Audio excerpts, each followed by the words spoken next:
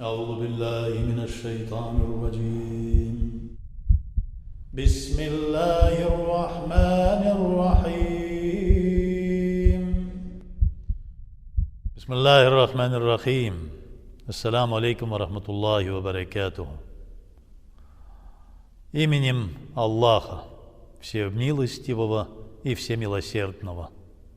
Всемилостивый Аллах, Его милость объемлет все, то, что мы видим, слышим, чувствуем, ощущаем, осязаем. Его милосердие для тех праведных рабов, которые прислушались к Его словам из Его книги, из Корана, и жили сообразно тем аятам, которые определены в Коране, и сообразно тем поступкам, которые они прочитали, изучили в сунне пророка Мухаммада Мустафа саллаллаху алейхи вассалям.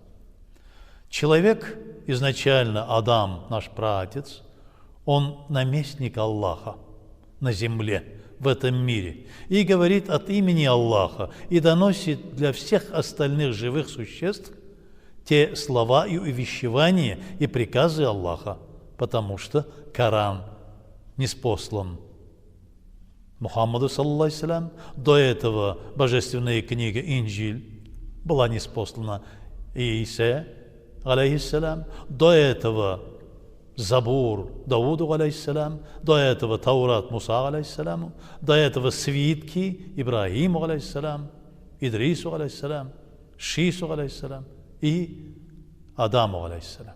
То есть все эти свитки и книги божественные – это повеление Аллаха, это Его слова.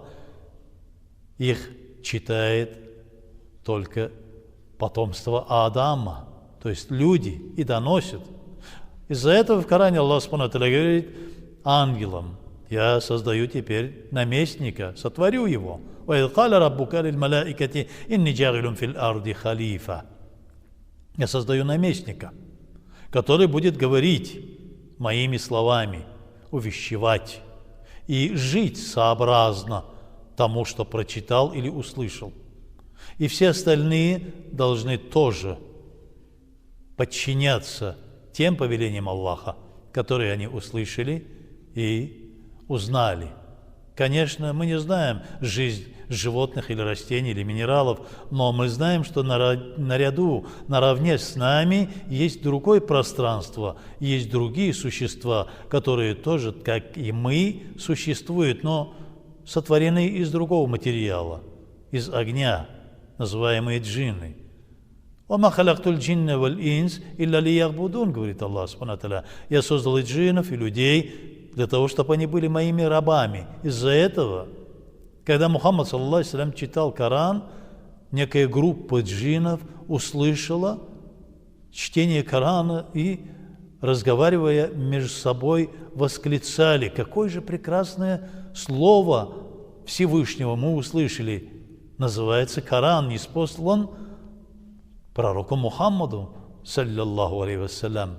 И мы тоже уверуем, и мы тоже будем увещевать среди своего народа».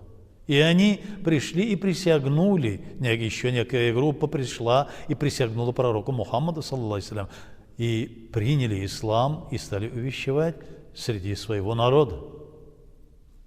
Человек, мы, как люди, побольше говорим о людях. Человек, исходя из аятов Корана и праведной сунны пророка Мухаммада, саллаллаху, его пути, его традиции, он определен так, он создан так, что он не может жить друг без друга, без взаимопомощи. Он создан в обществе. Человек создан в обществе. Он не может жить вне общества, и он должен помогать друг другу. Помогать в любых ситуациях.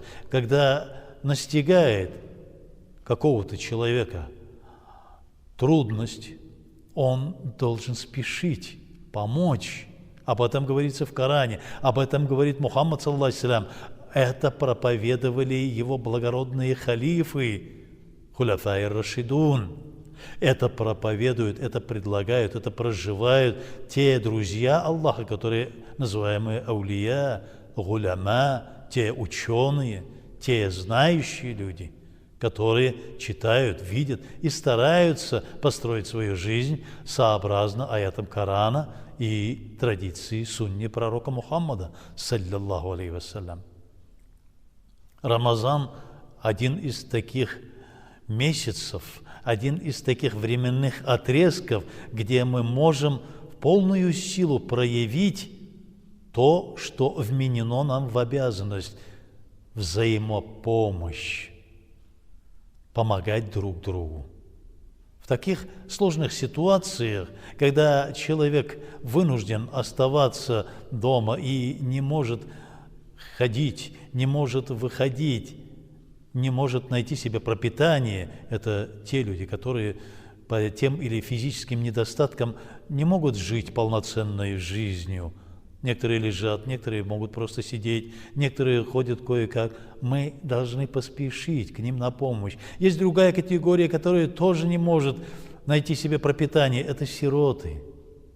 Это те люди. Сироты не обязательно дети. Сироты есть и взрослые люди в домах престарелых или же у соседей. Есть еще те люди, которые могут и работать, могут и искать какую, но не могут найти работу, не могут найти пропитание, потому что пропитание, достаток определен Аллахом для того, чтобы побольше размышляли. А те, у которых есть достаток, помогая другим, тоже размышляли о милости Аллаха. Аллах, субхану ва тааля, своей милостью независимо поклоняются Ему или не поклоняются, ругают Его или же следуют тем повелениям, которые Он определил в своих божественных книгах. Преступники он или святой, он мусульманин или не мусульманин, он, кем бы он ни был, Аллах субхану ва тааля дает достаток каждому столько, сколько он сам желает, сколько ему требуется. Об этом люди начинают размышлять. Те, у которых есть достаток, они размышляют об этом. Те, у которых нет достатка, тоже размышляют об этом. Но мы, люди, есть у нас достаток или нет достатка, мы всегда должны помогать в любых ситуациях и должны быть благородными, сохранять свою честь и достоинство. Честь и достоинство – это тот путь, который называется сират аль-мустаким. Честь и достоинство человека – это то, которое прожил и показал своей жизнью величайший пророк, хатмуль анбия, заключительный пророк, пророк судного дня, любимец Аллаха, Хабибуллах, Мухаммад Мустафа, саллиллаху алейхи вассалям. Месяц, когда мы должны спешить помогать друг другу, хотя бы одним фиником, хотя бы глотком воды во время разговения, во время ифтара, а может и просто так. Может зайти к своим знакомым, может зайти к своим соседям, посмотреть, спросить у них, не надо ли им какой-нибудь помощи, не надо ли им помочь в чем-то, может даже словом, даже добрым словом, даже улыбкой. И мы достигнем того, о чем нам говорит в Коране и вторит ему пророк Мухаммад, то есть достигнем милосердия Аллаха. И по его милосердии, иншаллах та'аля, будем введены в сады благодати, называемые раем. Ассаламу алейкум ва рахматуллахи ва баракатуху.